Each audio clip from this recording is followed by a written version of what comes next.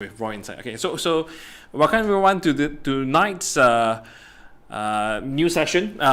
This session is no longer called live chat with Dong Zihian. He has finished his defamation, paying for his defamation damages, costs, disbursements. So we are having a new session now. Now this session will be called "Let Numbers Do the Talking." Yeah, since Mr. Leong has statisticians, and I think people want to know more things that are in regards to facts. Actually, it's one of the viewers who suggested that we use this title for this live show. Yeah. Let the numbers do the talking. Thank you. I think the person's name was Spyro or something, right? Stablio. Oh, Stablio. Stablio. I think Stablio Tan or something like that. Yeah. So, and today with us, we have Roy. Yes. Hi. Good evening, Roy. 台湾好吗？台湾现在很好。I think I'll do some comparison between what's happening in Taiwan and Singapore.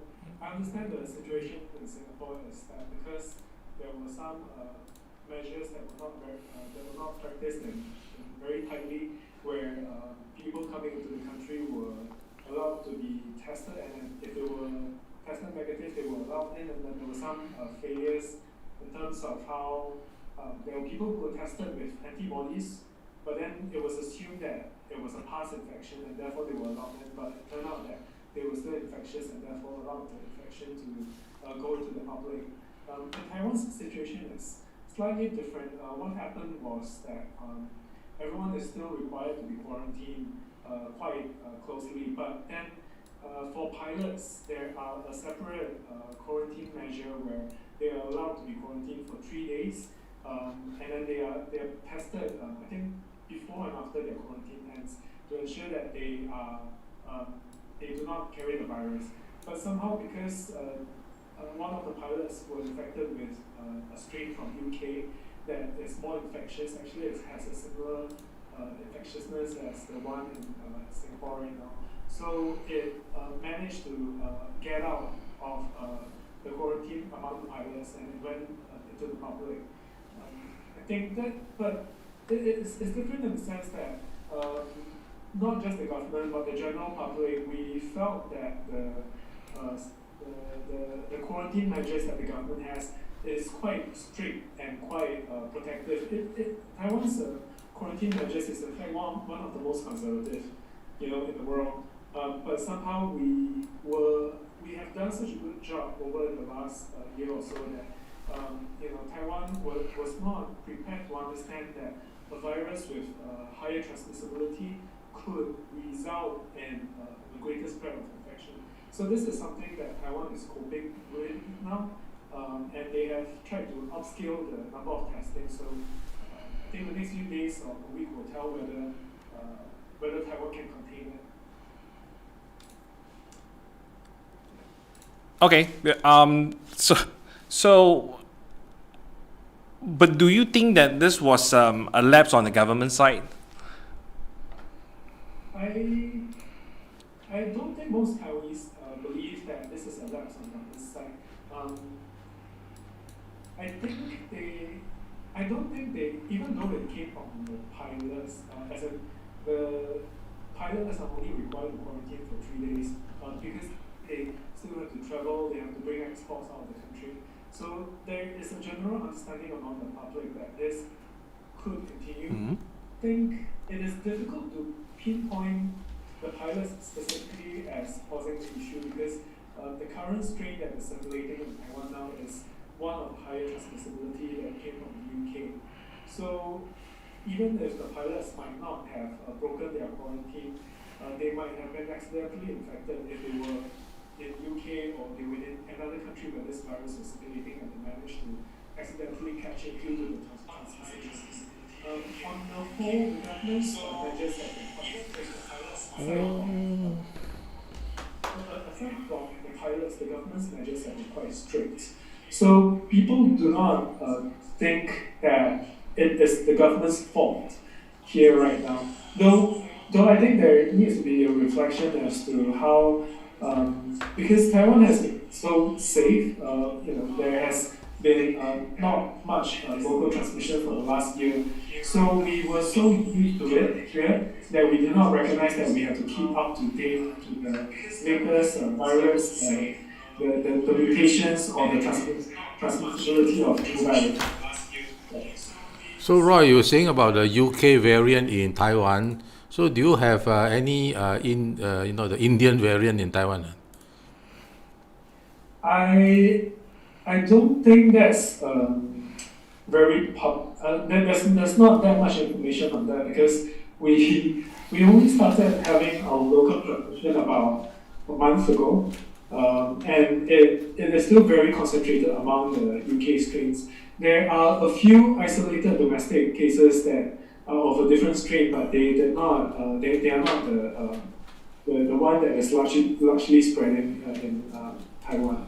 But were travelers from India allowed to enter Taiwan? Taiwan actually stopped travelers a few days ago.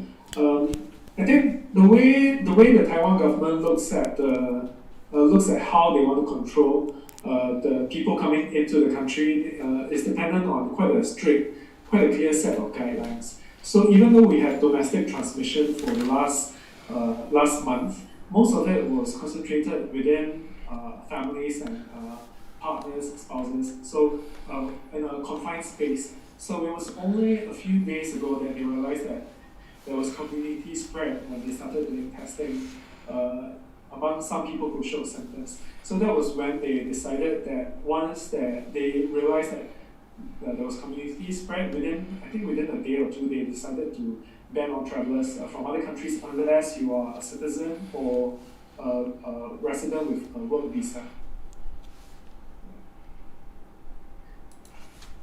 So in that sense, there is quite a clear. I think that's quite a clear standard. If you look at what happened over the last few days, we actually raised to level 3 in Taiwan, and it happened even though it happened after about I think 3/4 of the month. It was because previously, like I said, it was still among households and family members. So once they realized that there was community spread, within a few days they raised the level up to level 3 quite quickly. Yeah.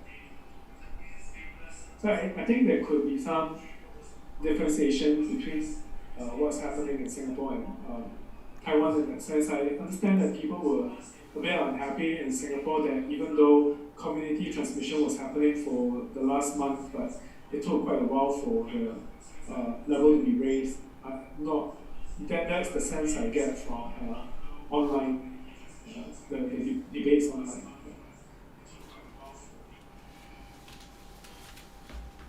Wait, sorry. I'm sorry. Can I just check if yours can hear Roy? No. Can? Yes. So was it speaking to?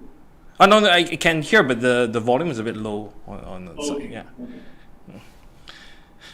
So so Singapore we had the change of the increased stricter measures for COVID, and it's funny that just today we have just yesterday we have like the chief minister from India saying that the Chief Minister of Delhi, Delhi in India, Delhi, India, saying that the variant there is a variant in Singapore, and they have to be wary of this variant, because if not, it will bring the third wave to India. Yes, I saw that. Yeah. So Roy is still a bit soft. We are trying to resolve this issue, but at the same time, maybe Leong, could you talk about the the fact that LTA is restricting two passengers to a car, whereas there's no restriction on public transport. And for Roy, is there such a restriction in Taiwan? Roy, go first. Currently in Taiwan, the measures in terms of the public is that we have to wear masks everywhere we go once we step out of the once we step out of home or indoor areas. But there are no strict restrictions in terms of the public transport. But I think currently the measure that Taiwan is following is that as long as everyone is masked up, that it can help to reduce transmission. Though there are concerns that because this virus is of higher transmissibility, whether such measures should be changed. But we are still looking at the developments over the next few days. If the numbers of infections have somehow remained stable for the last 2 to 3 days, so if it continues, then measures might continue at the current pace and drop off. But if it continues to increase, then the measures might change. But I think, other than government policies, I think Taiwanese have been largely very, how do you say, they're very independent in the sense that once the government announced a level 3 alert, it's not even a lockdown. I would call it a semi-lockdown because we are still allowed to go to restaurants and eat as long as there's social distancing indoors. But they are willing to stop going to restaurants. So if you went out to Taipei or New Taipei, no one was on the streets, people weren't taking public transport. They changed to private transport, mostly on the motorbicycles, or they stopped eating in. So even though, I think even though the government raised the level to level 3, there was a lot of awareness among the citizens themselves that they know to which level they should put themselves. They were even willing to go on a voluntary lockdown, in that sense. Yeah. Okay, to answer Terry's question, in order to live up to the name of the live chat show now, which is called Let the Numbers Do the Talking, let's start with let the legs do the walking. If you go out and walk around, where do you see that there are a lot of people?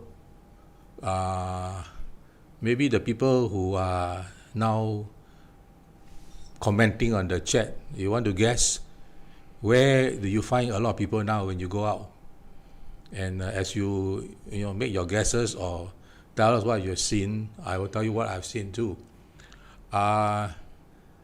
Apparently, I've been to 2 malls, and the malls are so many people, packed.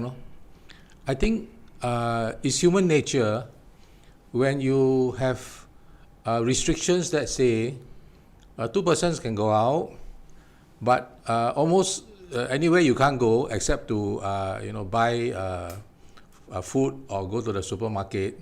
But when they say you can go to the mall, then I think quite naturally a lot of people will go to the mall. So in a sense, I am quite puzzled by the policy, because in a sense, are we not actually forcing or encouraging people all to congregate in the malls? So it may defeat whatever we are trying to do to limit the spread of COVID-19 when we have a policy that arguably drives people to the malls. What do you think, the people who are watching this program? Let's see some of your comments or views. Back to you, Terry. Okay, so for those people who are first joining us, this is the new segment of the live talk show that we have. In the past, we have the show at 1 p.m. On every Wednesday. So I think we are trying to test a new time slot, which is 8:30 p.m. It might be a bit late, so you all have to feedback to us on what is the time. The topic today, I would say, is largely surrounding the COVID situation that we have, not restricted to Singapore, which is why we have Roy with us today, talking about the Taiwan. Because after all, Taiwan has been the poster boy for the best management for COVID pandemic. However, it was unfortunate that Taiwan is experiencing a current outbreak, and I believe today Taiwan increased the threat level I think level 3 if I'm not wrong, it's a voluntary work from home. Is that correct, Roy? Yeah, we actually raised up to level 3 on Saturday for Taipei and New Taipei cities. But the alert was raised to the whole country today because they saw that there were increase of cases within some cities and counties. So, for example, in Taoyuan, the number of cases increased to, I think, about 20. So, I think there was they wanted to take precaution and to increase the alert to level 3 across the whole country. I think, like I say, based on what several epidemiologists and medical experts have said, even though some people think that Taiwan might have been a bit too slow in terms of the response, what happened was that the measures have been kept quite strict for the last year. It has not changed much, even though there are countries, actually like Singapore, who wanted to establish travel bubbles. Taiwan has refused and only set up a travel bubble with Palau, which has 0 COVID-19 cases. So Taiwan has been quite conservative, and I think to some extent because we managed the situation so well here, everyone is pretty much living such a normal life that we did not keep as up to date as the variants or the mutations that were going on in other countries. So this was what some epidemiologists were saying, that perhaps Taiwan was living, there was an epidemiologist that quoted a post-pandemic situation. It means that Taiwan has to just get back into the situation and to look at how it needs to refine the current responses it has to cope with current mutation. One of the reader asked, did Taiwan government mention what type of strain is it? Yeah, they did. It is, I don't remember the name offhand. It is a UK variant. Oh, yes. Yeah. It has a similar transmissibility as the one in India. I think from the one that's in Singapore, it has about 60 to 80% transmissibility as compared to the normal strain. Yeah, so I believe you're mentioning the UK strain is the same as the UK strain that's in Singapore. The Indian strain that is in Singapore, the transmissibility. Because we just recently published a report referring to the UK's PHE, the Public Health Authority of England, that they are saying that the Indian variant has a higher transmissibility rate as compared to, say, to the other variant. So I don't think it's the same. It might be a different or older report. Yes. Yeah. So because there's various variants, so is that what 1.617.2 or .1? So I believe the .2.3 is the one that's more transmissible. Well, let me give you another number. I think I read in the media, was it yesterday, Terry, that the shortage of was it 110 or 130,000 foreign workers would have a very severe impact on the economy. So from a numbers perspective, the question is, of all the foreigners that were allowed into Singapore, what percentage of them were actually essential workers, and what percentage of them were not, coming as workers?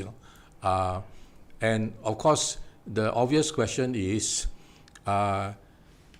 the impact on the economy now worse now that we have gone into another severe circuit breaker or lockdown, as versus the rhetoric that this shortage of say 130,000 foreign workers will have a severe impact on our economy?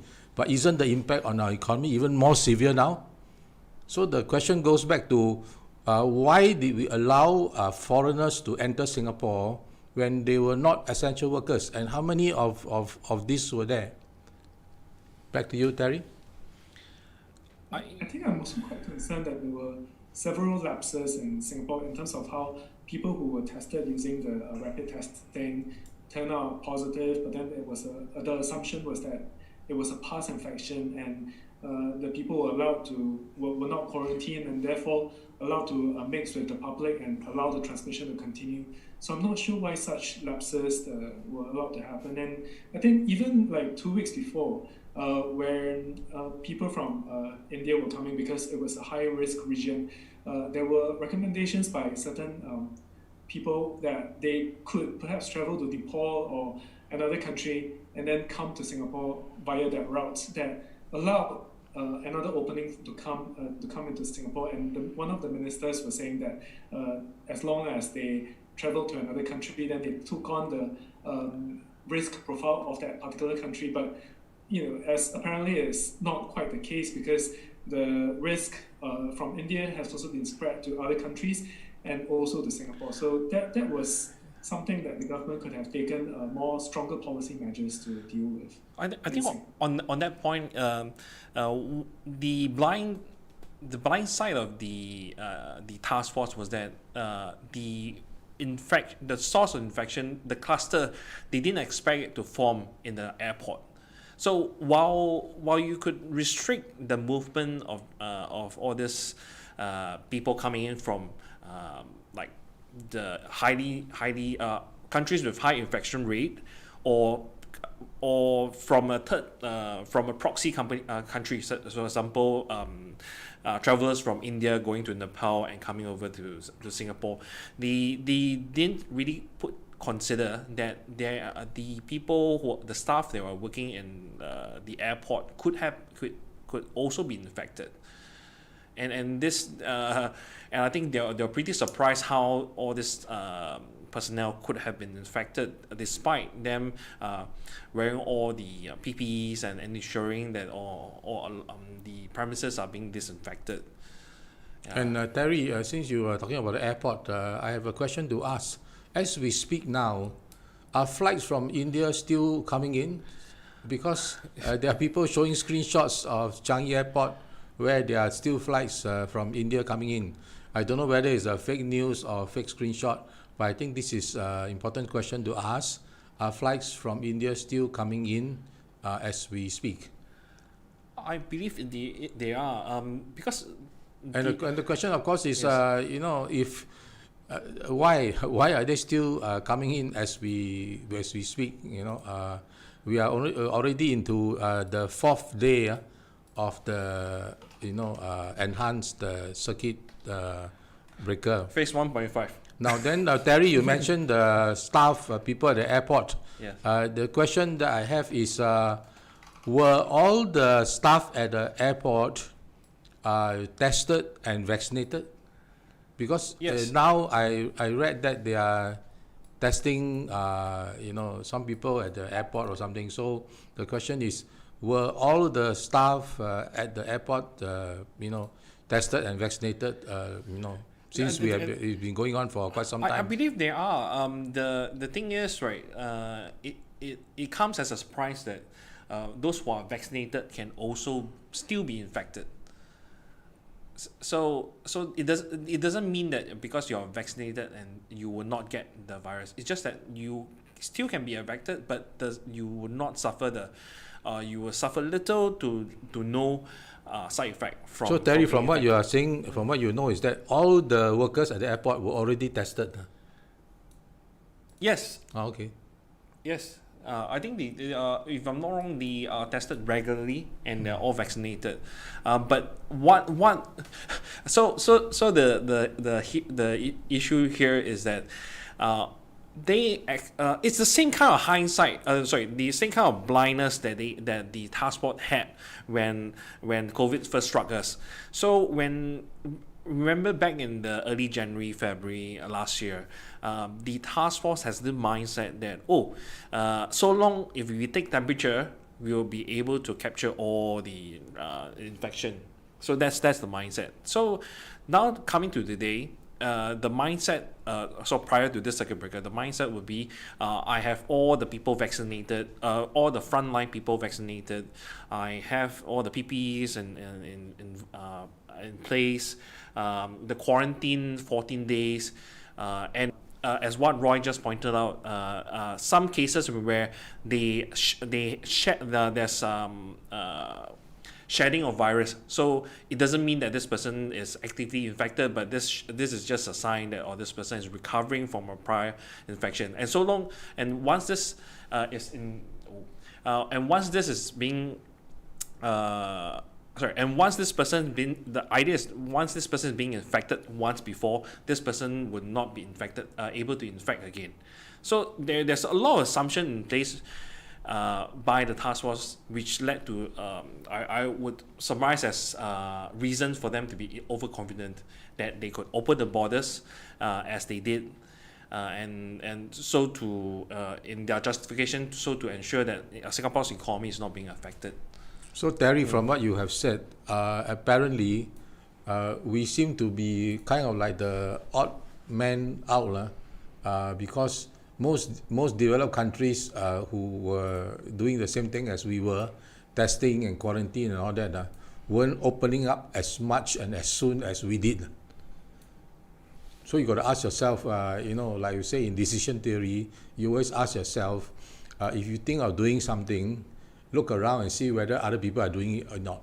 If they're not doing it, then you better think twice whether you want to do it. And by the same token, if you are thinking whether you should not do something, then look around and see whether most people are not doing it. But if you are the odd man out, then I think you may end up with a serious problem like what we have today. Yes, and I think most unfortunate is that the people who are suffering is not the people who make the decision. It's people who have put up with all these measures, putting up the masks, ensuring social distancing, and eventually you have this coming back again, and this is off, and you can see there's always this narrative trying to say, the Singaporeans, you have to try better. The responsibility lies with you, and there's no acknowledgement that it's because of imported cases. We're not saying that people cannot come in. It's just that it's pretty clear that some of these imported cases were let off and managed to infect the community, and there needs to be some responsibility being taken for that. I going back to the Taiwan case, the airline would have to take responsibility. The transport ministry would have to take responsibility for reducing the number of days for the quarantine. So, but over here, I really find I don't see any sign of taking any responsibility being taken. It's always this is what happened, just live with it. Yeah, on the note of what Terry said about responsibility, Roy, did the government or ministers or airline or anybody apologize for what was happening in Taiwan? I don't follow the press conferences all the time, but I don't think at this point Taiwanese are angry at the government. I think one of the reasons is because this is not the first domestic community transmission that Taiwan has. It had one earlier this year and another one I think about 2 months ago. So we had little breaks, but at both times the government was able to very quickly contain the cases within a few days. In fact, they were very quick to quarantine people at the different restaurants or places that past cases were eating at. So the same approach was actually taken this time around, and people were confident because they knew and they saw for themselves how the government acted very quickly to contain the cases. What is different this time though was that because there was a mutation, a different variant that came in. However, once the government realized that even before community transmission was witnessed in the public, the government recognized that there was transmission within family members or within households. They actually called back all the pilots from the CAL, particular China Airlines, and asked them to quarantine and to test them. So it actually prevented them from flying out to make sure that they can contain the virus. The other thing they did was to also fine and heavily the airline as well as the hotel where the pilots were in quarantine. Among the community clusters we had, there were two people at least who lied about the situation, and they were also heavily penalized for it. I think $300,000. One person is fined 300,000 Taiwanese dollars. The other one is still being processed. So at this point, there is still a level of confidence because Taiwanese saw proof that the government was able to contain it. So it's really a question of whether we are able to contain it within the next few days. The problems that is happening in Singapore is happening in Taiwan in terms of lapses, but I think the responses though were faster. So once community transmission was seen, you saw the government went up to level 3 quite fast. I think in comparison, I felt that it took several weeks before the government in Singapore was willing to take action on it. So that, at least in terms of decision making, you could see a greater response. Of course, there are other issues that are happening in Taiwan because Taiwan hasn't been used to having to vaccine itself. The government was actually helping to look for vaccines for its diplomatic partners because Taiwan didn't need the vaccines as much. So now they are working with other countries to bring vaccines in, and today they are bringing 500 doses of the AZ vaccine into Singapore, into Taiwan tonight. So there's a change in tactic, but I'm not sure if you call it a lapse. I think Taiwan is in a very sensitive situation where you need to also support your diplomatic partners because of the threat that the Chinese government will want to take them away. So they had to make a decision based on the current pandemic context in Taiwan.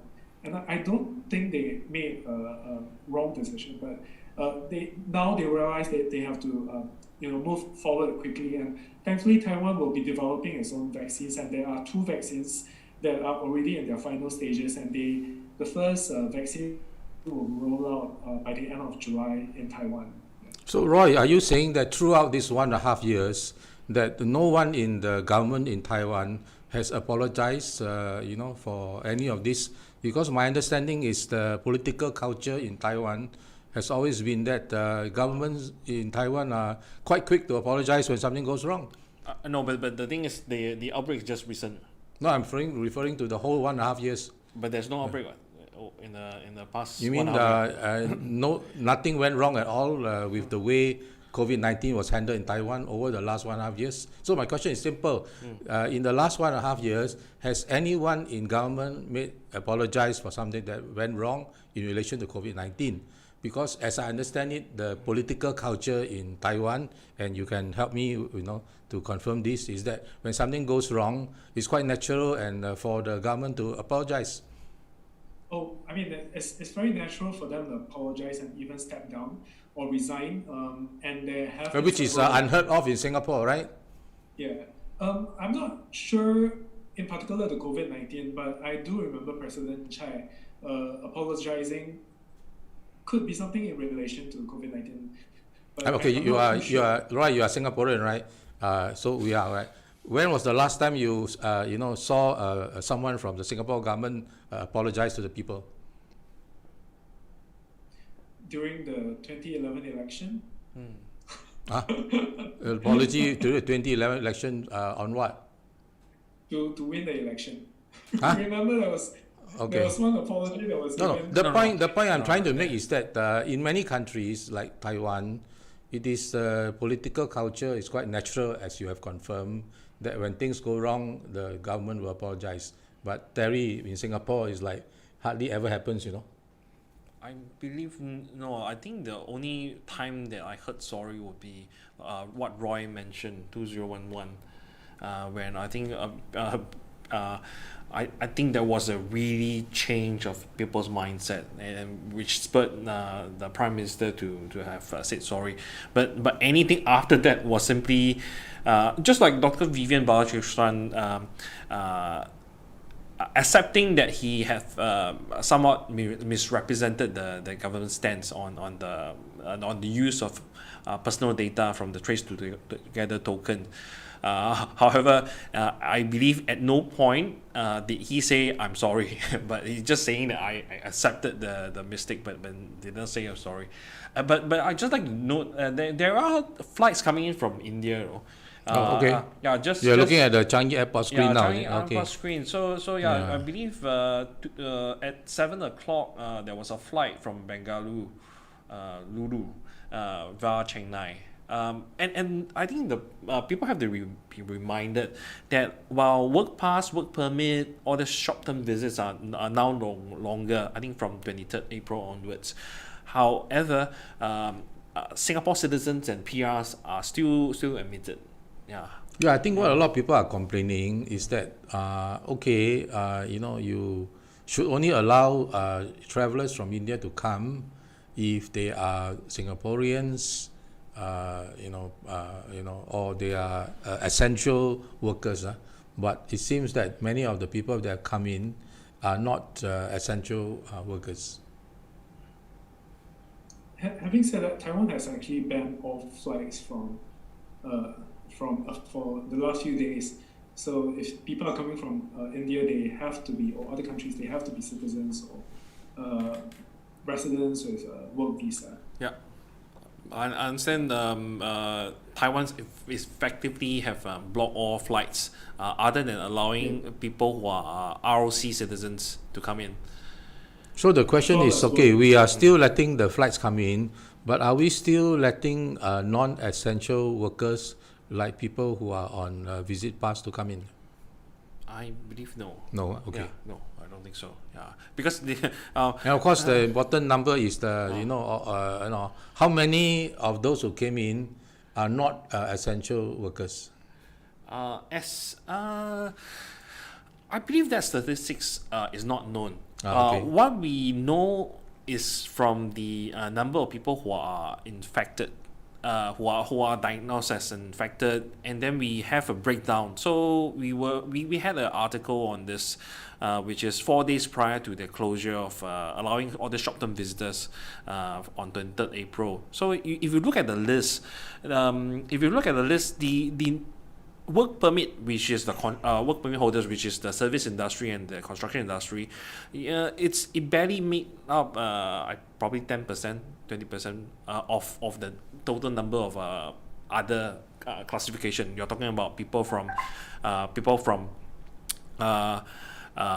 using the short-term visit pass, the work pass, student pass, and various and that. So it really it doesn't really match what the I think Ministry of Manpower said that if we do not open our borders, we would have 130,000 lesser workers. So Terry, let me clarify what you're saying. So you're saying that whilst there are no statistics as to what proportion of the people coming in are non-essential workers, but from the identity of the positive cases that we get every day, you can more or less figure out quite a lot or most of these infected cases were actually not essential workers. That's what you're saying, right? If we were to assume that the percentage is the same, okay. Meaning if we were let's give an example, right? Yes. Let's say average one day you have, let's say, 30 cases, okay? Yes. And then you can see from the 30 cases, maybe half are non-essential workers. So what you are saying is that if this half is the same as the total who are coming in, then maybe half of the people coming in are not essential workers, because half of the cases that when they identify what kind of path they're coming from, you can tell that. So what you're saying is that perhaps if the positively identified is the same as those coming in, then quite a lot of the people coming in are non-essential workers. So what we need is transparency. We need to know, right? Tell us how many of the people coming in were not essential workers. Simple question, right? I believe it's just very simply, just give us the figures in terms of how many work pass were coming in, the exact categories. Yeah. Coming in. We don't need them to tell us that these are essential workers, because just give us the breakdown. Just based on work permits, we know that all these people are working there, because work permit holders, they are not allowed in the first place to apply for like short-term visit pass for their dependent or long-term visit pass per se, dependent pass. So for them, they are just coming in here to work. Whereas if you're having a work pass, that means that you get your family over. Yeah, because if I'm not mistaken, I saw quite a number of the positive cases were not on work pass. In other words, they are on the visit pass or Yes. long-term visit pass or visitor pass or whatever. Yes. So that's on that. I need to answer to some of the questions. A quick one to Hong On. So it's suicidal to say sorry in politics. Frankly, it's just like in 2011 where I think people were very not sympathetic, appreciative that the leader is willing to say sorry and to acknowledge that there were wrong done. And because once I think the mindset would be once you acknowledge that you have done something wrong, it's likely that you would turn over a new leaf and you would do something to address that. But it would seem that for the ruling party per se, I think they don't want to acknowledge sorry because they would make them feel weak. That's what I think. That by saying sorry will make them feel like you're weak. They're easy to be pushovers. So Terry, from what you said, let the numbers do the talking. Has any minister ever said sorry since COVID-19 started until today? No. No. You sure or not? No. Sure, huh? Yeah. Okay. No.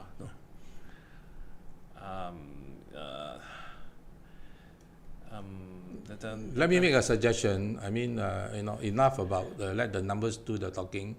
Let's try to perhaps shift the focus to what should we do now? Of course, we are not the experts. We are just ordinary people, right? Using common sense and logic, maybe we should move the focus to. So, okay, what should we do now? Let's see whether any suggestions coming in. Okay, feel free to write in to suggest what should be the right. What should we do now? I like what a lot of people are suggesting online would be that let's just call a circuit breaker, or lockdown, would say, so that we could get back to basis, which is what we had back in November last year, which is 0 community cases for I believe a period of 15 days. It was when they started to bring in the imported case, when they started to open up and you have the importers coming in, that's where your community cases coupled. So every one of us in Singapore, we understand that we could achieve 0 cases because we are very disciplined in terms of how we carry out our work, how we manage the social distancing, wear the mask, and so forth. And by maintaining that, I think people believe that by maintaining this, right, we can go back to the norm. We can go back to life as normal. However, it is so demoralizing if, right, at the same time when you're you're on a ship, you're bailing the water out. Some joker is taking water and pouring it in. So it becomes really frustrating that despite the effort that you're making, putting in, you have someone doing something that's on the contrary, wasting your effort. So the basis, let's have a proper process to make sure that there's no more community cases and to properly ensure that there's no imported cases coming in so that we could start from 0. Yeah. Roy, do you have any thoughts on that? I think the measures have to be consistent. So, for example, in the case I mentioned just now, if people are tested positive, you cannot assume that it's an old case and then you allow them to continue to mingle. So the quarantine and in spite of the testing that's been done, the quarantine has been done quite strictly, especially since this is a mutated case. And I think the government took a bit too long as well to close the schools after community transmission has happened. Taiwan closed schools very quickly right after community transmission occurred within, I think, about 5 days or so. So there needs to be leadership when it comes to that. There needs to be clear scientific-based evidence decisions that are made. And the tendency of the Singapore government is that they allow lapses to happen because of economic reasons. Taiwan does do trials of shortening quarantine periods for business travelers, etc. But there is the way I understand it is that there are very clear boundaries as to how they are able to move. So even while Taiwan was contemplating allowing people who have vaccines to come in for a shortened vaccination period, or even when they're discussing travel bubbles, they took very long. So even as Singapore announced a travel bubble last year, I think last November or so, Taiwan refused to discuss the possibility of a travel bubble and only did so about a month ago. So there is conservativeness to how Taiwan wants to run, is willing to open up its borders or to enact looser measures, and that has perhaps kept Taiwan safe, and that's why there is confidence among the citizens towards the government's measures, because they know the government is willing to be so conservative about how it chooses to respond to the pandemic. And okay, so putting aside the what to do next, right? It's also about what about those people who are suddenly affected? When the stricter measures were being announced, people who were having their weddings in this couple of months. From the point of the announcement till June 13th, if I'm not wrong, this whole month, all these couples who have their weddings planned. I know someone who has planned their wedding for like 2 years, and you have that totally ruined. So who is going to compensate couples like them? And also you're talking about gym owners, people who thought that everything is over and went to invest in gym. What about all F&B business owners who think that things have gone back to normal, and I would like to take the bet and invest into the F&B, promote economy in a sense. So by this sudden introduction of the circuit breaker, would there be any compensation for them? Because so Terry, are you saying that because if you watch like what happens like in the UK, I noticed that every time they announce a tightening, right, then almost immediately they announce what help is available, But apparently in Singapore's case, we announced the tightening, but there's hardly any announcement on what help is available. That's what you're saying, right?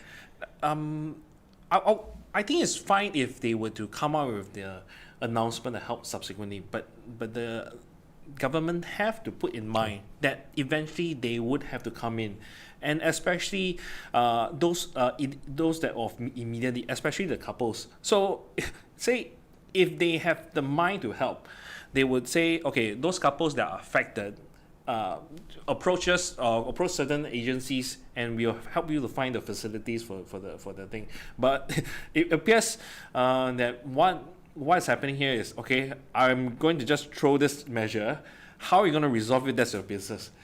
I get this impression that that's the approach that they're getting. So tell you what you're saying is that we need to be faster in announcing what help we are giving to various people who are affected in various different ways.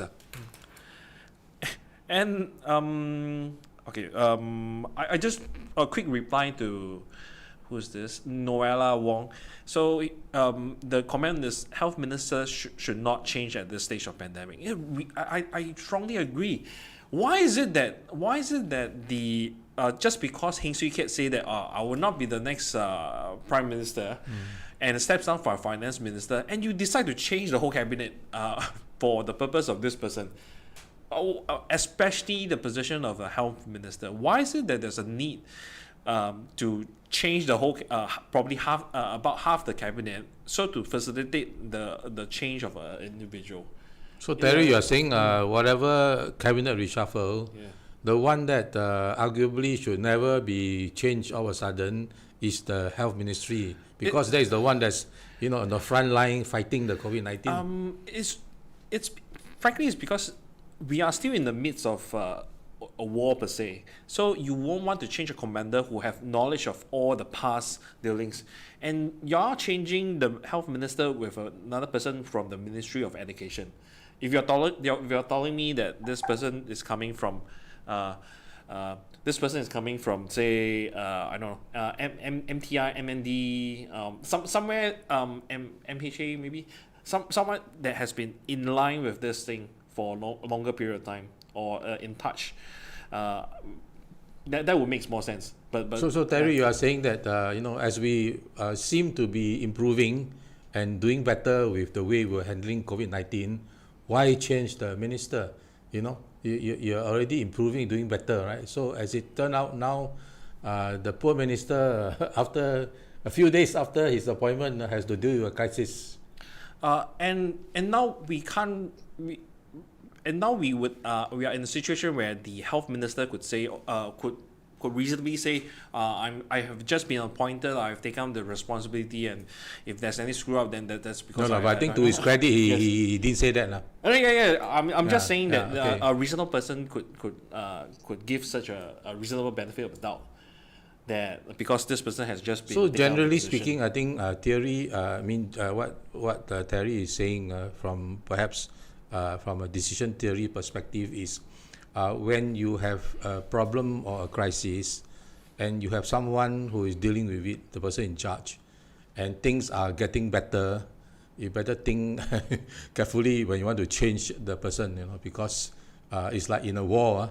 You have a general who's winning the battles. Why do you want to change? Yeah. Why you want so to pull the him same, back? Yes. the same, analogy perhaps applies to fighting a crisis like COVID-19.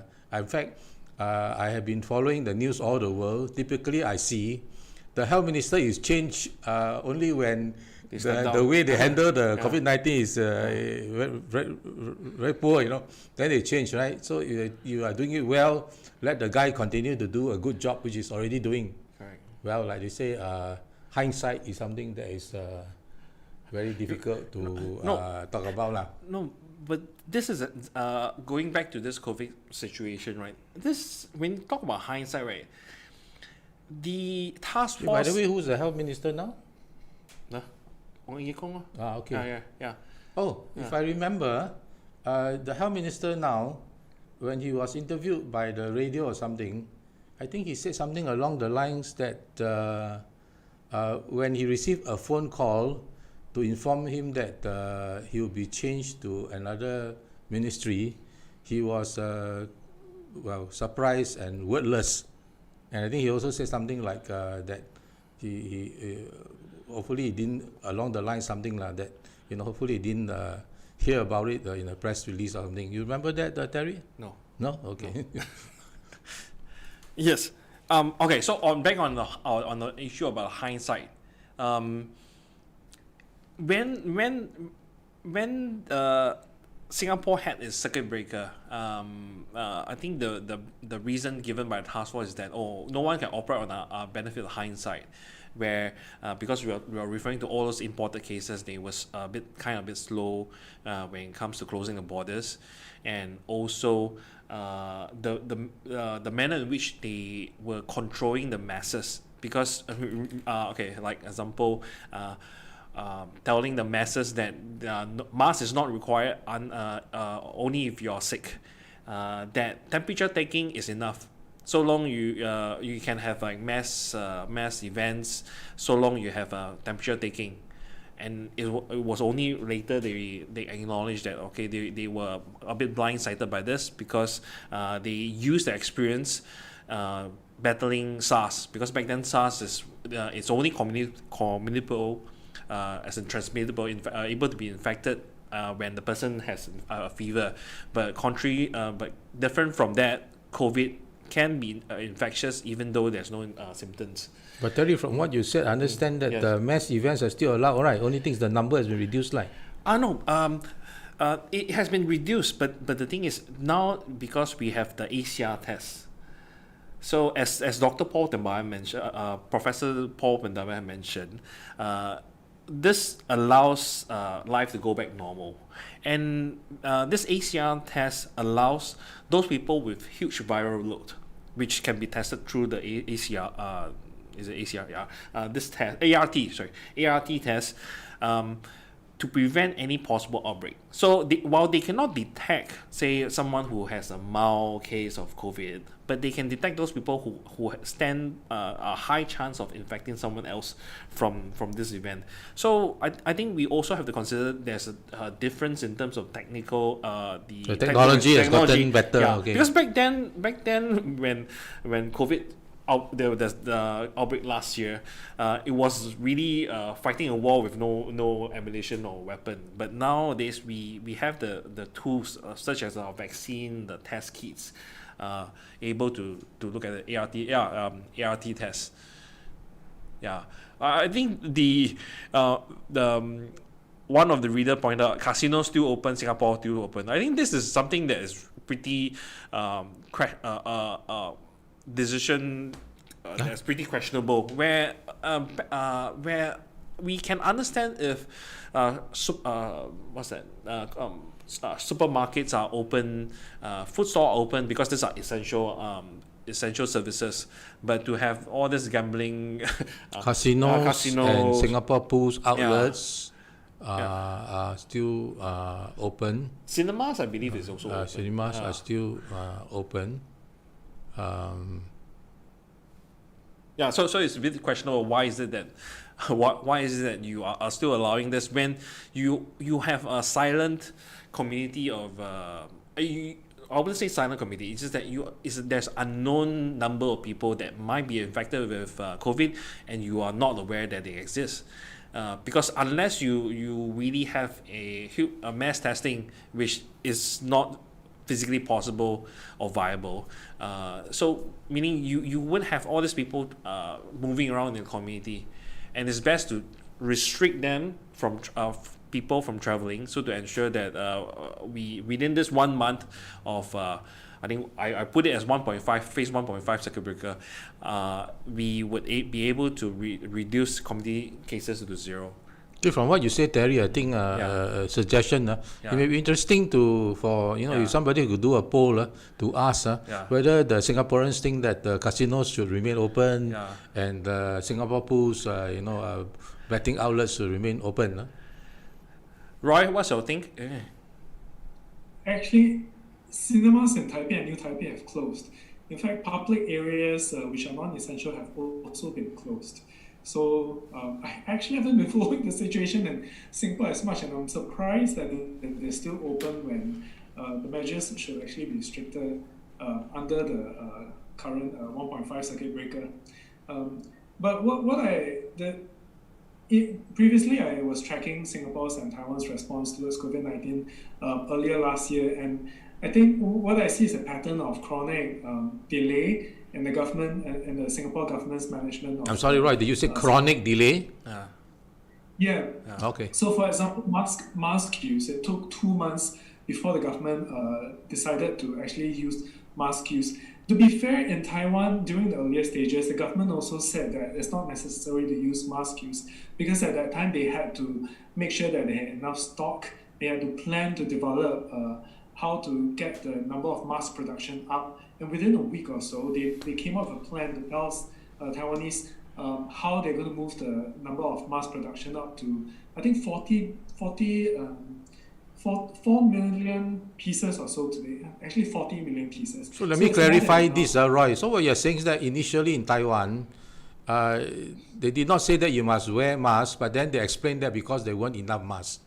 And then very shortly thereafter, they had enough, and then they said everybody should wear one. Is that what you're saying? Well, they did not say that there was not enough masks. What they did was late January last year, when the virus started being more public, they at the start, so for the first week or so, they said that there was no need to wear mask. I think my perception at the time was that they did not want a rush to the stores to buy masks. But from early February, so within a week or so, they came up with a very clear plan as to how they were going to upscale the number of masks that they were going to produce, how they were going to sell the masks to ensure that everyone could buy at least at that time 3 pieces of masks for a very low price. Now you can buy about 5 or 7 pieces a week at a very low price as well, so that it ensures that everyone has access to masks. But you compare that with the Singapore government's response, it took them 2 months to finally recommend that mask use was necessary. And at that time, I think in about April or so, when one of the kindergartens found out that there was a COVID-19 case, it was only closed, suspended for, if I'm not wrong, a day or so for cleaning. So at that time, the way the Taiwanese government practiced it was once there was a case, the class will be closed for 2 weeks. And if there are 2 cases in the school, the whole school will be closed down for 2 weeks. So it follows the disease progression. But what was practiced in Taiwan, Singapore at that time, was not that. And it took them about, I think, a few days before they realized that public complaints pointed out that they needed to close the schools for 2 weeks before they did that. And then the lockdown came. So, and then you're seeing the same pattern now that the government, the public is the one telling the government over the past month or so that the government needs to do a circuit breaker fast because they realized that the community transmission was happening. But then you realize again the government was delaying its response.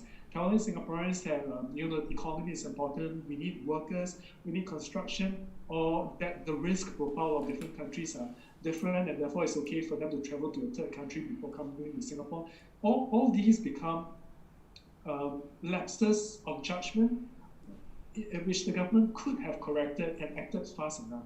So for example, the circuit breaker could have been implemented 2 weeks earlier to ensure that the cases could have come down. I think that was what was on the public's mind.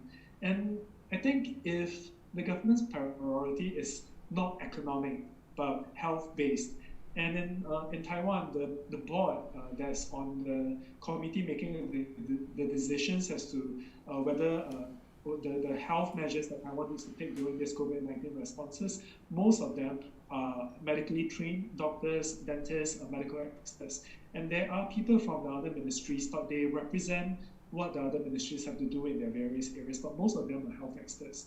So there is continuity and there is science-based, informed, very clear pathways that they have to take. And that is why I think there's more confidence in how it is being operated, in spite of the cases actually being quite high. But as of now, there is still confidence that it can be managed. So Roy, what you're saying is very interesting. Your comparison of Taiwan's response with Singapore. In fact, I recall when COVID-19 started, the Hong Kong government actually said something along the lines that you don't have to wear masks, and we don't have enough masks. In fact, I remember watching the chief executive of Hong Kong say something along the lines that, we don't have enough masks. You can find them, let us know, because the government cannot find and order enough masks quick enough. So I think the difference in the Hong Kong case was that they said not no need to wear, but they also explained that they didn't have enough masks. Yeah. No, the most important point is because they acknowledge that there's a need for masks. It's not telling people that masks is not needed. I think that's the criticism I would have on the government's position, Singapore's government position, that advertising was being put up on newspapers, reminding people that there's no need to wear masks. These are taxpayers' money used to tell people that there's no need to wear masks. And all of a sudden, when I think it was in April, that they tell everyone, okay, now we will no longer we will no longer dissuade people from wearing masks. And a few days later, it becomes it's mandated to wear masks. So it's the way how they approach stuff is a bit disappointing. So Terry was saying that actually essentially like two different issues, whether you should wear masks and whether there are enough masks. Okay. I think when you talk about apology, that was when they should apologize. I think people understand that mistakes are made, that COVID-19 is a new virus, that we are still grappling with how we should handle it, even with the new strain. But then if you make mistakes and you're not willing to admit to it, it makes people even angrier that they put themselves at risk because of your advice, but then you're not willing to admit that you make the mistake. And I think people would appreciate it. So I'm not sure. I suppose it's they're used to a top-down authoritarian approach, and therefore it contradicts with the need to apologize. Is a bad policy decision. So Roy, what you are saying is that a simple sorry would have been better instead of hindsight, I think making decisions on hindsight is fine, except that there were a lot of hindsight going on around the world. So I think in the first instance, regardless of whether there was hindsight or not, the decision making was much delayed. And the second thing was, if you're not following science, at least say sorry when you made the decision. At least step down. At least allow scientific medical board of experts to make that decision. There are systemic, problematic decision-making chains that are going on there. And we do not know what the fundamentals are. They are too focused on economic priorities, and the people who are making the decisions are not the people medically trained or professionally trained to do their jobs. Roy, are you aware of what Heng Swee Keat said recently about Singapore core not needing to be like Singaporeans, but you can also be consist of foreigners or foreign professionals? Are you aware of this? No, I actually did not. Yeah. It's yesterday's news, right? It was said during the Emerging Stronger Task okay. Force press release, a virtual press release. Maybe you can tell Roy what was said, because he doesn't seem to know. But I think we have to get his actual quote. I don't want to get sued again. Yeah. Okay. Better quote verbatim, verbatim. What exactly did Mr. Heng Swee Keat say about the Singapore core? And I just quote from Straits Times. So Straits Times reported saying the Singapore core should not be too narrowly defined in terms of whether someone is Singapore born, a new citizen, a foreigner who is helming a company, said Deputy Prime Minister Heng Swee Keat on Monday. What do you think of that? Being someone who is now based in Taiwan. No, I think the next line is even more interesting. Why don't you read on the next line? So the test for that means the test for the Singapore core is for us must be that commitment to Singapore, the commitment to the well-being of Singapore and Singaporeans. Frankly, it's just motherhood statement. It doesn't say anything. I think we just have to look at that definition that he is trying to propose, because the commitment to Singapore, right? Frankly, there's no binding contract in terms of if there's a war, you have to stay here and fight for us, or if there's a pandemic in Singapore, you cannot run away. I think it's too motherhood statement. Yeah. Okay, let the numbers do the talking. Let's ask a statistical question. Yes. On the average now, every year we grant 30,000 new PRs. Yeah. At its height, maybe about slightly over 10 years ago, in 1 year we were granting like 70,000 new PRs. Last year we granted 27,000 new PRs because of COVID-19, but it was accompanied by a statement that said actually a few thousand more were granted PR status, but because of COVID-19 they could not complete the paperwork or something. Yeah. So the statistical question to ask, the obvious one is, how many of the PRs granted have left Singapore? I mean, that is the indication of commitment. I think that's also a question that frankly cannot be answered. Why I say that? I personally know a couple of PRs that they are no longer in Singapore, but they still have their HDB here in Singapore. So to them, they are retiring back their home country, but they're still collecting rent on the HDB flat. So when you say leave country, right? So to surrender the PR or leaving the country or still staying in Singapore, I think when you go on that, right, this government, right, will play all sort of number games with you. So of course we need the breakdown. How many have given up their PR? How many have left Singapore but still have kept their PR?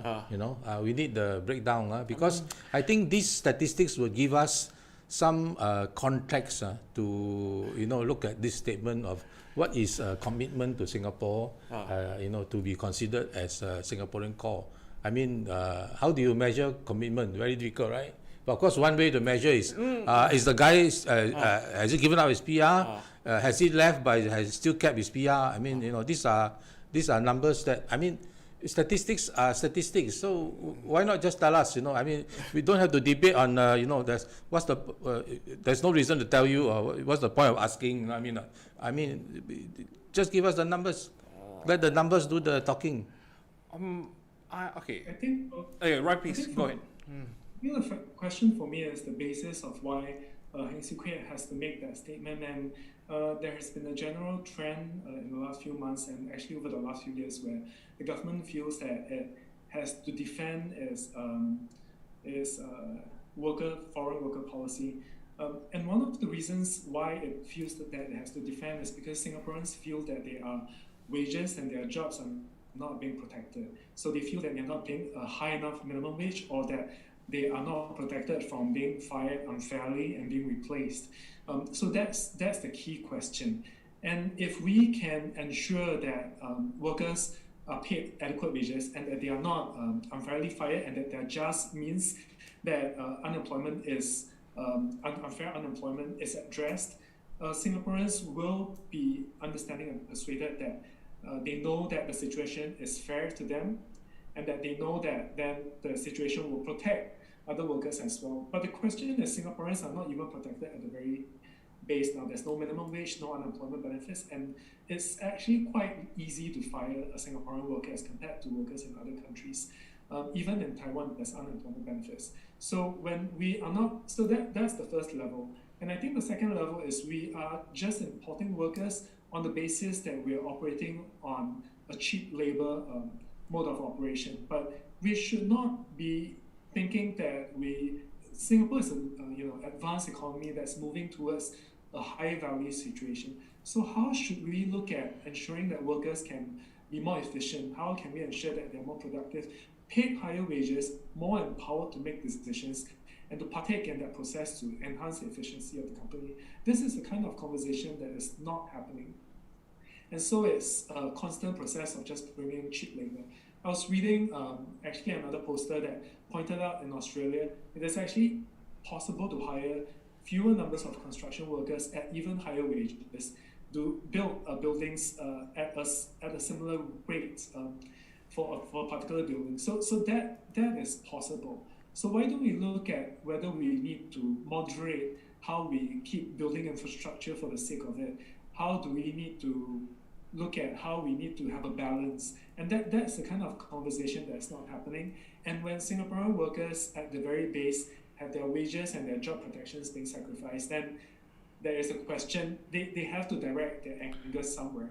And I think rightfully the anger should be directed at the government for not allowing policies to protect the workers, but it's being unfairly diverted.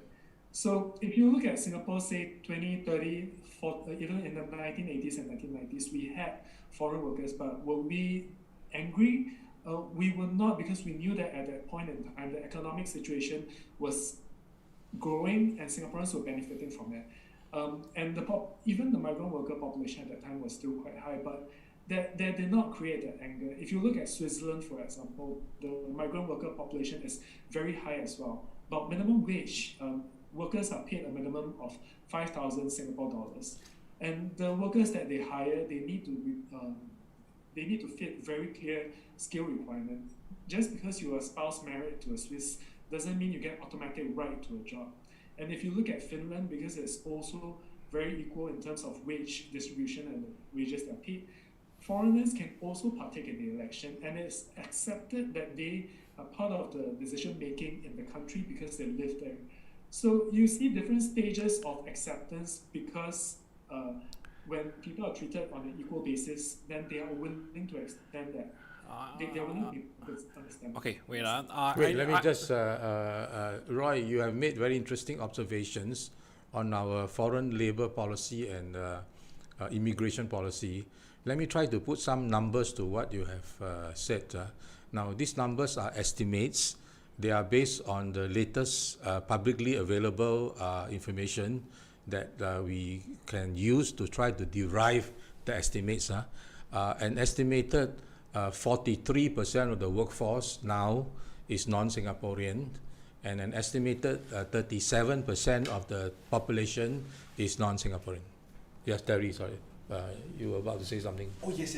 Sorry. I wanted to just bring Roy back. See, the question is not about labor rights. We are talking about, can foreign workers be considered as Singapore core? I think that's the crux. Because for a lot of countries, foreign workers do not make such a the same substantial numbers as what Singapore has. I think comparably it should be only Dubai that has somewhere that's close to us. No other countries in the world have the same.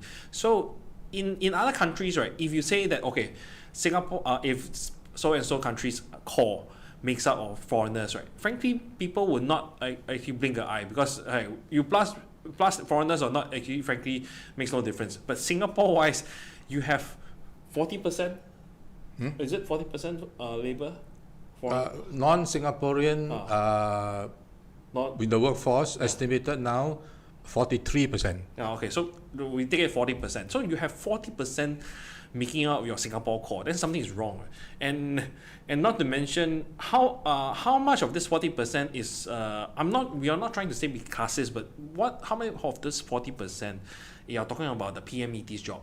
Because if you're talking about jobs that Singaporeans do not want to have, then I think Singaporeans would, okay, you're taking something that we don't want to do, okay, we thank you for your thing. But if you're displacing Singaporeans and then turning that into Singapore core, that's something that is really contentious, where and the population-wide paper, the mindset is slowly I'll convert this 40% to Singaporeans.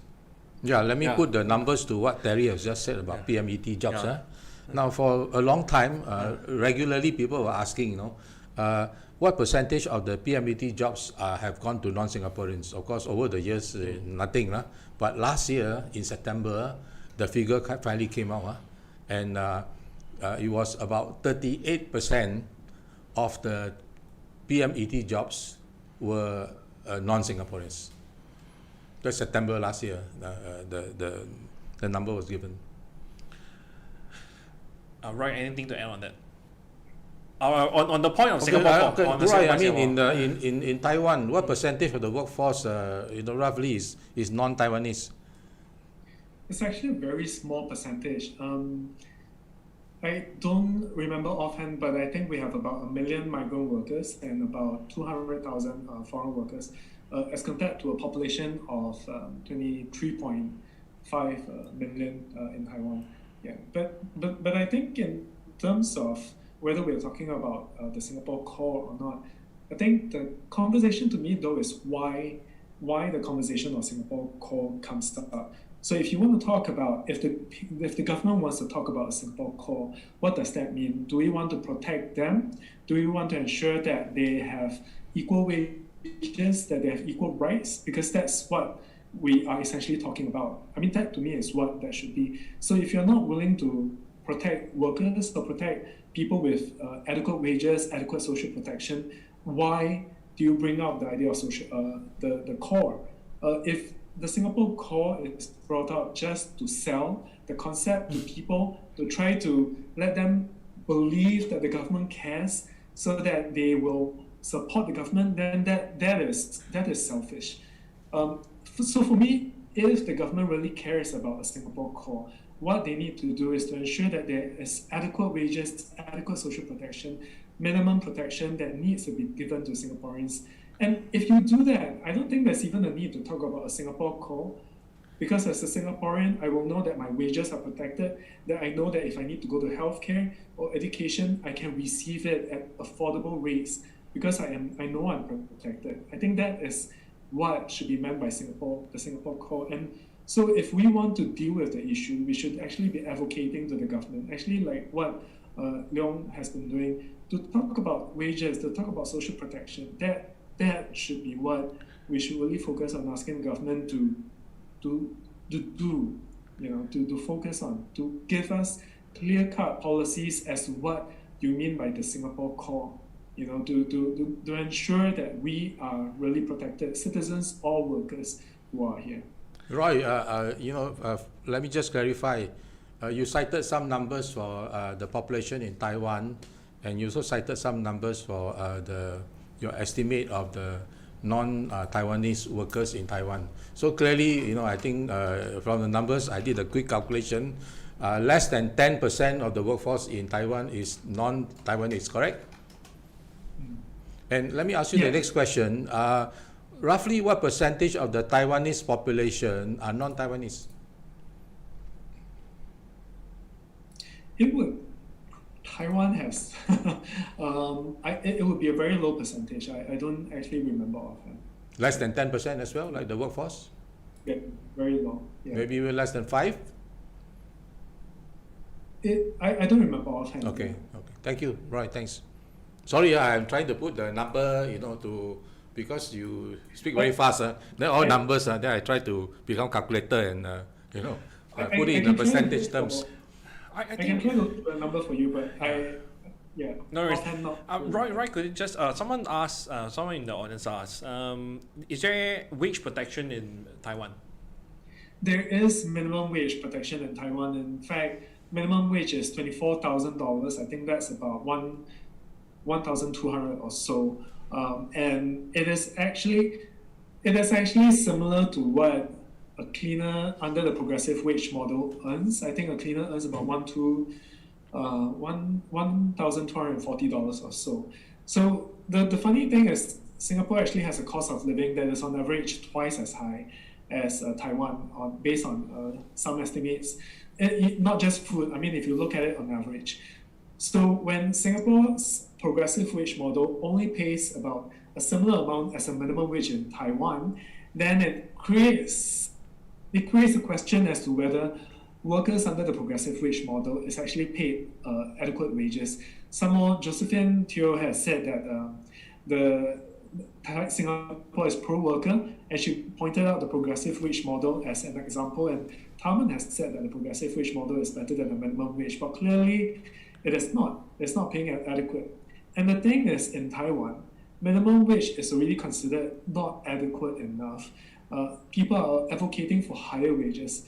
So when you look at how wages are low in Taiwan, but it's comparative to the cost of living in Singapore, which is higher, but at a level similar to Taiwan, it means that Singapore is underpaying its workers severely, and there's no conversation to bring that up. I mean, the Workers' Party has tried, and I think Leong Mang Wai has also proposed a minimum wage of 2,000, and I think that is a very good start.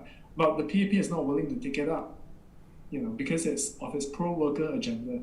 To be fair, Taiwan is also very pro-worker, but at least there is a minimum wage, and at least there are unemployment benefits of 60%. Healthcare is considerably free as well. Yeah, and I remember Professor Lim Chong Ya, who proposed a minimum wage of $1,500 a few years ago. Let me just try to put some numbers to what you said, Roy. Correct me if I'm wrong. So what you're saying is like the Taiwan dollar minimum wage in Taiwan converted to Sing dollar is about 1,200 Sing dollars a month, and the cost of living in Singapore is almost twice as high as that in Taiwan. That's what you're saying, right? Okay. Yeah. I think should be more. I think I've been to Taiwan many times. I would say Taiwan, everything very cheap.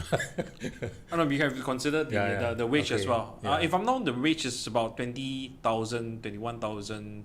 You just mentioned, right? 24,000 is the minimum wage. 24. Yeah.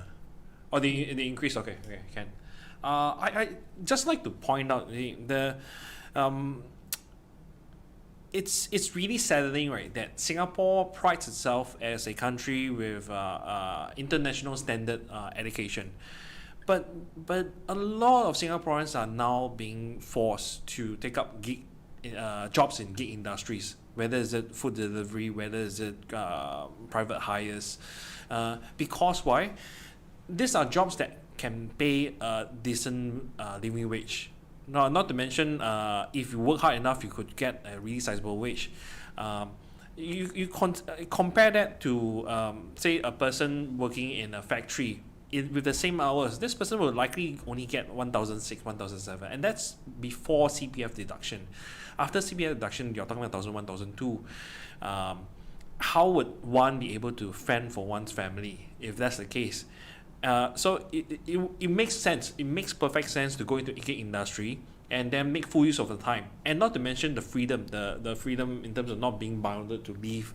But but at the same time, you must be healthy in order to really to be in the gig industry. Because if you're not healthy, and there's always this risk of not being protected by health insurance, not protected by of is MediShield able to protect ones from from a financial advisor point of view? Is the MediShield able to protect a person, let's say in the gig industry, in terms of case of need, in times of need? Well, it depends. Yeah. First, you must ensure that you go to Class C or B2, because MediShield Life is designed for Class C and B2 treatment. And there's a cap, right? Of course, there are various caps, Yeah. right? Under Like the ward, yeah, like MediShield Life. But generally speaking, if you ensure that you go to Class C or B2 ward or treatment, generally speaking, the MediShield Life should be able sufficient. to cover, your medical costs. Okay, can. So that's my point.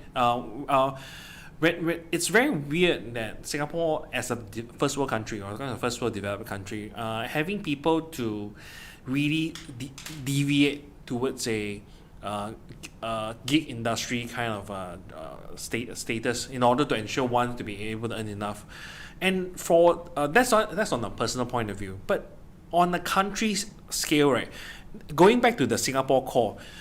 What happened when all your skilled workers, meaning your technicians, your engineers, your people with core skills, you're like a chemist or electrical engineer, all this come from foreign origin. That is really scary when you consider the fact that if in event of any kind of crisis and these people flock away from Singapore, we are a country with food deliverers and taxi drivers left as a core. That's is really, and it would be it's a disgrace to the great plan of Goh Keng Swee, whose idea was to bring in NNC and do impartation of the skills set to the locals. But now what we have is the loss of skills and the over dependence on foreign talents per se. So Terry, are you saying in a way that as we dilute the Singaporean core by taking this somewhat new definition, that it should be based on commitment, even though they are not Singaporeans, to be Singapore, wouldn't this dilute the Singaporean core even further, and thus result in what you are saying, that more and more of the true blue Singaporeans are moving to like gig jobs? If we take and accept this definition of that the Singaporean core is based on commitment, right? Even though they are not Singaporeans. And since you talk about healthcare, Roy, I understand Taiwan has universal healthcare. How much do people pay for healthcare? I mean, in a year of their income, how many percent? I think compared, a year I don't have a gauge now, but then just going to a clinic, I can pay $2 to $4 in Singapore dollars to a clinic, and a dentist as well. And even if you go to a hospital, there is a cap as to how much you pay every day, and there is also a cap on each surgical condition that you need to pay when you go to a hospital in a year. So there are all these various caps that provide protection. In fact, Taiwan is not the only country to do that. South Korea, Japan, any Western Europe country, European country, advanced country, they put a cap in terms of how much citizens have to pay. It is only in Singapore where the government puts a cap as to how much they are willing to pay from MediSave and MediShield, and then to ask Singaporeans to pay the excess. So while they claim that MediShield Life has allowed healthcare expenses to come down, the last we know is that in 2012, there were more than 2,400 Singaporeans, people on MediShield Life holders, who had to pay more than $10,000 in hospital bills. This would be unheard of in Taiwan, and actually most advanced countries. In fact, I was looking at the data a few weeks ago. In many Western European countries, they pay $0 when they go to see a doctor or a hospital. Zero. Of course, this comes from the tax and social security they pay. But if you look at their tax and social security and you compare with the CPF, Singaporeans actually do not pay a small amount because the CPF pays essentially for what they pay in tax and social security, and we pay the same, but they get it for free, and we pay one of the most expensive healthcare in the world. So that when you just look at the comparison, you realize just what we pay into the CPF, MediSave, MediShield, we should be able to have much more affordable healthcare. We should only need to pay a few dollars, maybe not even $50 when we go to the hospital, but that's not happening. Then when you look at the data of how much the government is taking from the MediSave, MediShield, you realize the government is taking 99% of the total balance of MediSave for most of it for investments, and I think about 3/4 of it from MediShield for investments, about there. So then why is it not coming back? If you're talking about the Singapore core, why is the money not coming back to the Singapore core to support their medical and healthcare needs? So that is a fundamental question if you want to talk about the Singapore core. But that is not what the PAP is talking about. So Singapore core cannot be thrown around as a rhetoric, as a propaganda to try to sway people over. It has no reality. It's not grounded. I wouldn't say that it's trying to like rally people, but it's to justify that, okay, we can continue issuing work passes to like key industries, and we all it will take another session to talk about how screwed the job bank is, as in how useless the job bank system is, and it goes back to the issue of the way how we open up our gates for foreign talents. Like, no country in the world can say that we reject talents from overseas, but the way how Singapore carries out its foreign talent policy is really one that puzzles a lot, because if you look to say Canada, Australia, New Zealand, US, UK, it's always on the basis that you can't find a local to do this particular job, or this particular individual has a skill set that's very unique that you can't find anyone from Singapore that has from that country that has that, and then you issue this visa instead of what we have here. It's like a black box kind of approval system where, okay, I send in my application, I tell the government that I can't find a Singaporean, I put my application in the job bank, no one replies, okay, then the MOM will just sign off, okay, I'll allow you to get. It's very easy for MOM to do this job, but then it really defeats the purpose, because end of the day, a lot of we're not talking about people coming from the developed countries. We don't really see much of people coming from the first world country. It's more of our neighboring countries. Not to say they are not skilled. It's just saying that they would be okay to work lesser if they are able to get a job here, because end of the day they are still earning much more than what they are earning in their home country, and at the same time, I don't think it's right to pay them any lesser than the local, but then it becomes an advantage for them compared to the locals. It's not that they are having skill higher than us. It's just that they are willing to be paid lesser. And what's Mr. Leong always say, the reason why employers prefer foreign workers is not just about the pay, but the fact that you can get them to work in whatever way you want for the next 2 years, because they are bounded by this thing. They cannot, like for female workers, they can't get pregnant. The moment they get pregnant, they'll be deported back. Whereas for locals, you the moment you get pregnant, then you have to take maternity leave. Yeah. Roy, my takeaway from what you said about healthcare is that in Taiwan, the healthcare system, there is a cap on how much you have to pay. But in the Singapore healthcare system, generally there's no cap on how much you have to pay, and yet there's a cap, right, on how much of your MediSave, or MediShield Life can cover. Essentially, that's what you said, right?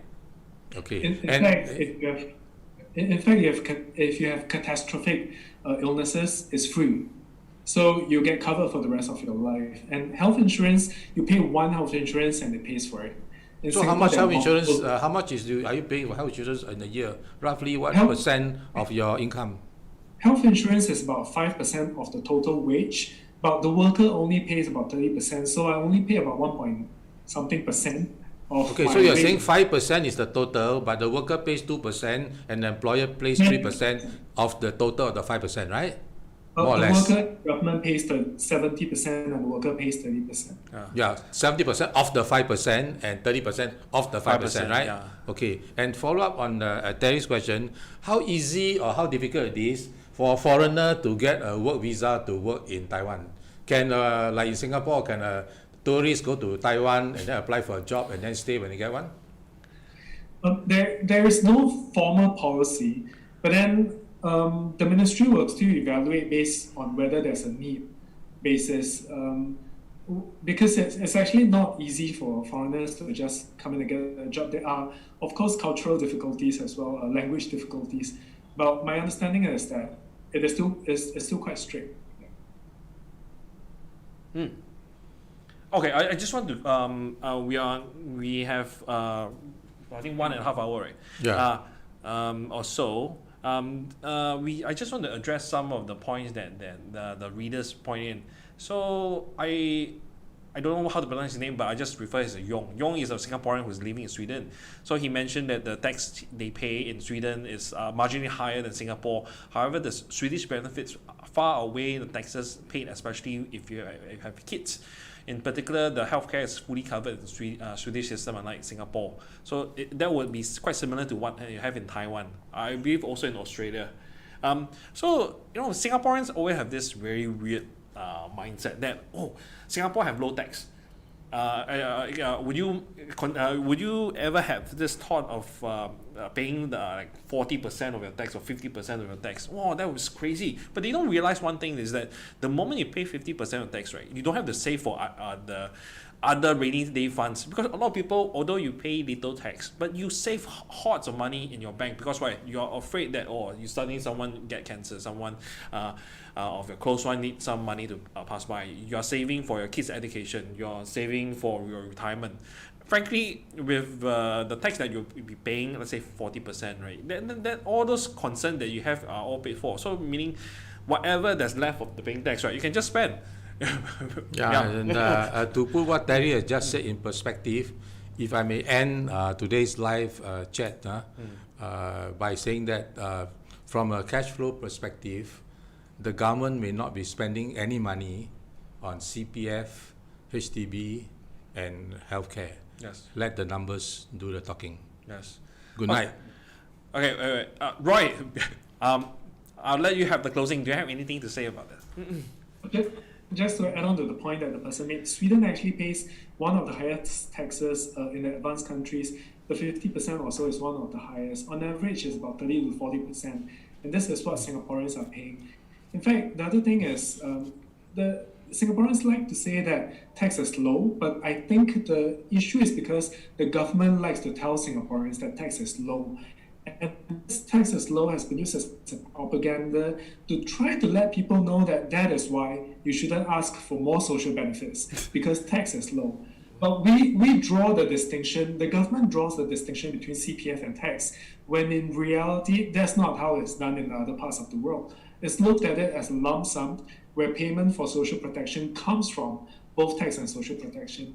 And in fact, if you look at it, because there is a cap of 6,000 as to how much people need to pay on their CPF. So if you earn more than 6,000, you don't need to pay CPF on the ordinary wage you earn above 6,000. It means that low and middle income Singaporeans are paying a heavier burden of their wages into the CPF and therefore carrying it's a regressive system. It is not the progressive system.